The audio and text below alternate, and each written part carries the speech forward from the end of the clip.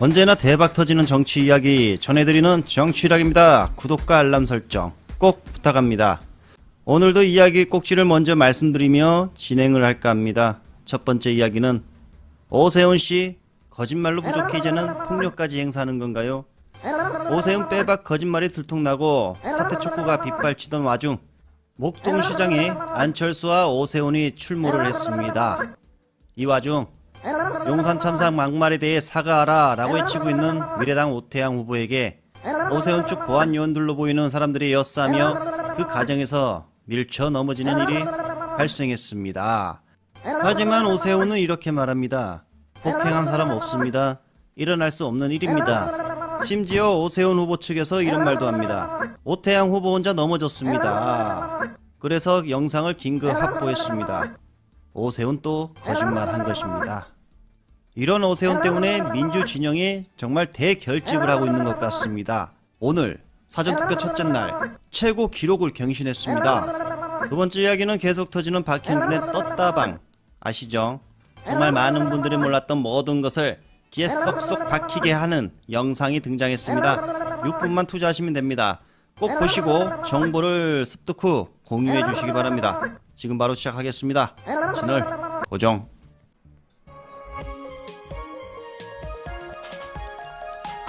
정치일학 팩트체크.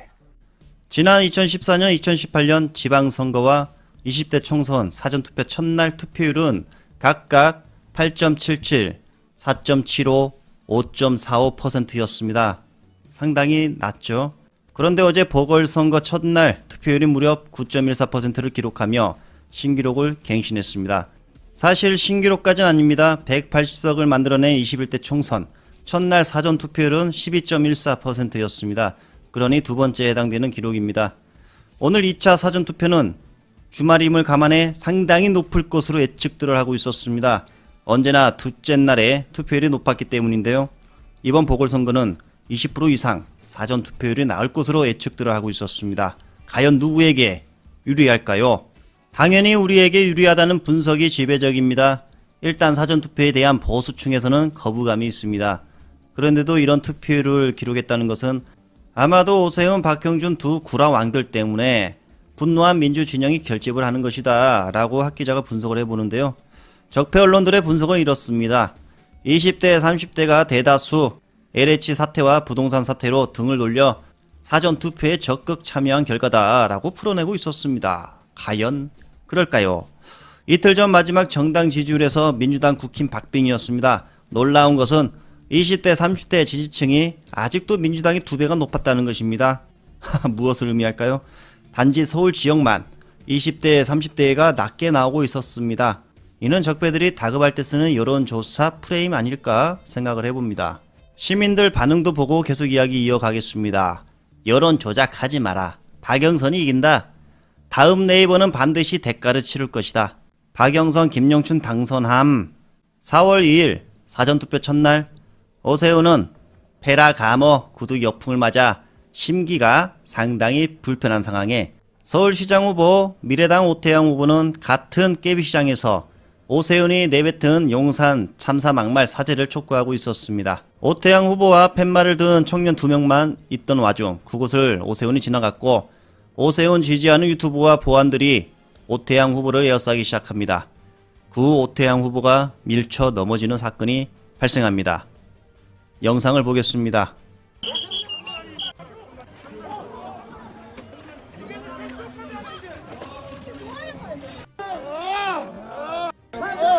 확실히 오태양 후보가 가장자리로 밀려나며 밀쳐 넘어지는 장면을 똑똑히 볼 수가 있었습니다. 그런데 오세훈 측 해명이 정말 알면서 그런 건지 정말 몰라서 그런 건지 똑똑히 누군가가 밀쳐 넘어지는 장면을 우리는 봤습니다. 그런데 오세훈 측 해명은 오태양 후보 혼자 넘어졌다 라고 애들러 해명을 했습니다. 정말 오세훈 측 심기가 불편하다. 폭력까지 행사하는 걸 보면 그런데 댓글을 보니 경찰 같다 또는 오세훈 캠프 관계자 같다. 그래서 정확히 저는 오세훈이 밀쳤다 라고 말은 하지 않겠습니다. 여러분들이 영상을 보고 판단해 주시기 바랍니다. 두 번째 이야기, 박형준의 모든 복도방 의혹 귀에 쏙쏙 박히는 6분 영상을 준비했습니다. 이 영상만 보시면 박형준의 모든 비리 의혹을 알 수가 있습니다. 많은 분들에게 공유를 해주시기 바랍니다. 백성공주야, 이제 보궐선거가 일주일도 안 남았어. 맞아. 정치문난이야. 넌 언제 투표할 거야? 나는 사전투표일 둘째 날인 토요일에 투표할 거야. 그래? 난 7일 수요일에 투표할 건데. 이번 선거가 불리하다 말을 많이 하는데 진보 개혁 세력이 투표하는 게 중요해. 내가 포기하지 않고 한 표 한 표 모아 투표하면 이번 선거에서도 적폐를 청산할 수 있다고. 엥? 오늘은 결론부터 얘기하는 느낌인데? 이제 본론에 들어가야지. 지난주엔 오세훈 이야기를 했는데 이번 주엔 박형준에 대해서 좀 살펴볼까 해. 박형준 후보는 아무래도 LCT지. 그래, 박형준은 LCT에 집을 2채나 가지고 있어서 벌써 총 40억 원이나 시세 차익이 생겼다더라. 박형준 후보가 비싼 집에서 살아 서민적인 풍문을 보여드리지 못해서 죄송하다 이렇게 사과하는 거 봤어. 하지만 박형준 후보는 그동안 무주택자였고 LCT에서 평생 살겠다고 생각하고 샀대. 그러면 문제될 건 없잖아. 비싼 집 사는 게 죄는 아니니까. 정치문난이야. LCT에 실거주한다는 거 말이야. 바로 그게 문제야. 박형준이 LCT에 언제부터 살았는지 알아? 어디 보자. 박형준 후보가 LCT를 산 게 작년 4월이니까 그때부터 살았겠지? 아니야. 박형준이 LCT에 살기 시작한 건 올해 3월이야. 한 달도 안 됐어. 응? 뭐야? 선거 시작하고서 살기 시작한 거잖아? 그럼 실거주한 게 아닌데? 그래, 박형준이 거짓말한 거지. 박형준 후보가 왜 거짓말을 했지? 그건 박형준이 LCT를 살 때 특혜를 받았기 때문이지. LCT 봐봐. 해운대 앞에 지어진 초고층 빌딩이잖아. 집을 샀다 하면 집값이 오를 게 뻔한 곳이라고. 그래서 박형준도 LCT 2채를 사서 각각 20억 원씩 총 40억 원을 벌었다더라. 그러니까 LCT를 분양받고 싶었던 사람이 얼마나 많았겠어. 그렇지.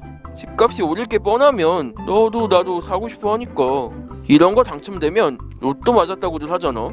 그런데 박형준네 집은 LCT가 지어진 후에 매물로 나온 적이 없대. 이게 무슨 뜻이냐면 박형준네 집은 공정하게 사고 판 게 아니라 처음부터 박형준에게 줄 예정이었던 거야. 그러니까 박형준이 부당한 특혜를 받은 거지. 박형준 후보는 정상적으로 매매했다는데? 박형준이 정상적으로 샀다면서 뭐라고 한 줄 알아? 박형준네 가족이 우연히 LCT를 분양받은 사람을 만났는데 이 사람이 분양권을 싸게 팔더라는 거야. 그래서 운 좋게 샀을 뿐이라는 거야. 게다가 부동산 중개인이 중개 수수료도 안 받았더라는 거 아니니? 그게 무슨 소리야? 부동산 중개인이 하는 일이 부동산 중개인데 부동산 중개 수수료를 안 받았다고? 그런 사람이 어딨어? 자원봉사자신가? 말도 안 되지? 이상하긴 한데 박형준 후보는 자기가 1주택자라고 했어. 사는 과정이 아무리 수상했다고 해도 1주택자인데 뭐가 문제겠어? 박형준이 얼마나 집을 많이 가졌는지 모르는구나. 지금까지 알려진 것만 해도 어마어마해. 첫째로 박형준이 예비 후보로 등록할 때 주소지로 등록했던 곳이 조현화랑이 있고, 두 번째로 경주시의 창고로 등록해둔 별장도 있어. 그리고 부산시 기장군의 미등기 건물, 부산 해운대구 달맞이길에 있는 디마크라는 고급 빌라, 부산 해운대구 좌동에서 수십억짜리 건물까지 이 모든 게 박형준네 재산이라는 게 밝혀졌다고. 어라? 1주택이었는데 1주택이 아니네? 대체 집이 몇 채야? 모르지. 아마 더 나오지 않을까? 하루 자고 나면 새로운 집이 발견되더라고. 아마 박형준도 선거 때 이 부동산들이 문제가 될 거라고 생각했던 것 같아. 그래서 박형준이 LCT에는 지난 3월에 부랴부랴 입주하기도 하고 미등기 건물을 팔려고 최근에 매물로 내놓기도 했더라. 뭐야, 정말 다 거짓말이었어? 1주택자라는 것도 거짓말이고 LCT에 실거주했다는 것도 거짓말이야? 그러면 설마 피해를 받지 않았다는 것도? 그래, 거짓말이지. 우리가 뭐 박형준이 비싼 집에 산다고 해서 뭐라고 하니?